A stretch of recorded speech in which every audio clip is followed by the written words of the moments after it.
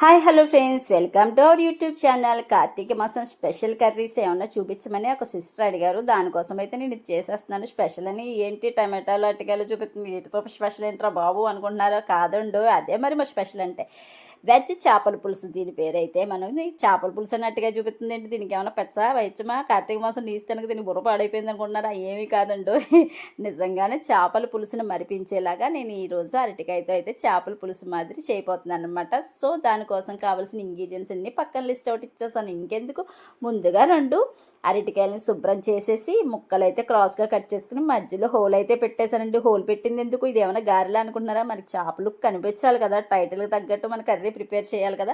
కాస్త పసుపు, ఉప్పు, కారం వేసి వాటన్నింటికి మసాలాను అయితే పట్టించేసానమాట. పక్కనే ఒక బాండి పెట్టుకున్నానండి. చూసారా మసాలాలు అత్తిన చేప ముక్కలు బాగున్నాయా? చుట్టానికి చేప లుక్ అయితే వచ్చేసింది కదా. ముందుగా స్టవ్ వెలిగించుకొని చక్కగా ఆయిల్ హీట్ అయ్యేంత వరకు వెయిట్ చేయాలన్నమాట.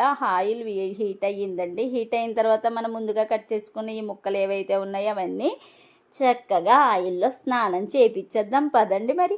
సో 1 బై 1 లాంచ్ అయితే చేసేసానండి. చేసిన తర్వాత వీటిని అటు ఇటు తిప్పుకొని గోల్డెన్ బ్రౌన్ కలర్లోకి వచ్చిన తర్వాత పక్కకైతే పెట్టేసానండి. మర్చిపోయిన ముందుగా మా ఛానల్ అయితే సబ్స్క్రైబ్ చేశారా? మరి చేయకపోతే చేసేయండి, ఇలాంటి కర్రీస్ అన్నీ మిస్ అయిపోతారు.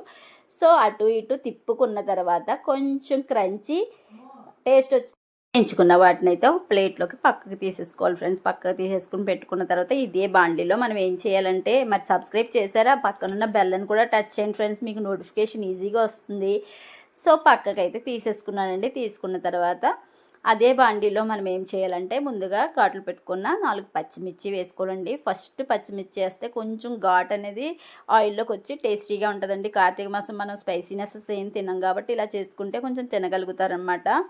సో టమాటోలు ఇవి కూడా కొంచెం వేయించుకున్న తర్వాత ఇందులోనే ముందుగా అయితే మనం జీలకర్ర, కొంచెం మెంతులు వేయాలండి. నేనైతే మర్చిపోయిన వేయడం, తర్వాత అయితే వేసాను అనుకోండి.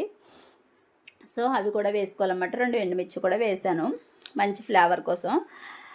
ముందుగా చింతపండుని అయితే నానబెట్టి పెట్టుకున్నానండి పక్కన. ఇదంతా కొంచెం గోల్డెన్ బ్రౌన్ కలర్లోకి వచ్చిన తర్వాత నేను ముందుగా ప్రిపేర్ చేసుకున్న పౌడర్ ఏదైతే ఉందో చెప్పాను కదండి, పల్లీలు, జీడిపప్పు, శనగపప్పు, మినపప్పు అన్నీ గోల్డెన్ బ్రౌన్ కలర్లోకి వేయించుకున్న తర్వాత ఎండుమిర్చితో సహా ఇలా గ్రైండ్ చేసి పక్కన పెట్టేసుకోవాలండి. ఇది కార్తీక మాసం అంతా కూడా మనకు పనిచేస్తుంది.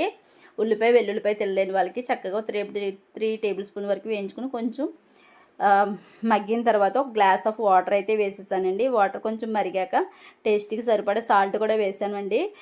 ముందుగా నానబెట్టుకున్న చింతపండు గుజ్జు అని డికాషన్ వేసేస్తున్నాను అనుకున్నారా? కాదండి, మా చింతపండు కొంచెం బ్లాక్గా ఉంది ఏమనుకోకండి. సో అది కొంచెం మరిగిన తర్వాత థిక్నెస్ వచ్చాక మనం ముందుగా వేయించి పెట్టుకున్న అరటికాయ ముక్కలను వేసేసుకొని ఫైనల్ టచ్లో కొత్తిమీర, కరివేపాకు తగిలించి ఒక్క 10 మినిట్స్ కుక్ చేస్తుంటే అబ్బబ్బా నోరు ఊరిపోతుందా? ఇంకెందుకు ఆలస్యం, వేడి అన్నం అయితే కుక్ అయిపోయిందండి. వడ్డించేసుకుందాం పదండి మరి. వేడి అన్నం మీద ఒక్క చేప ముక్క వేసుకొని చక్కగా ఈ కార్తీక మాసంలో ఇలా తింటే కనుక అదిరిపోతుందండి. చేపల పులుసుని మరిపించి అరటికాయ పులుసు నచ్చినట్టయితే లైక్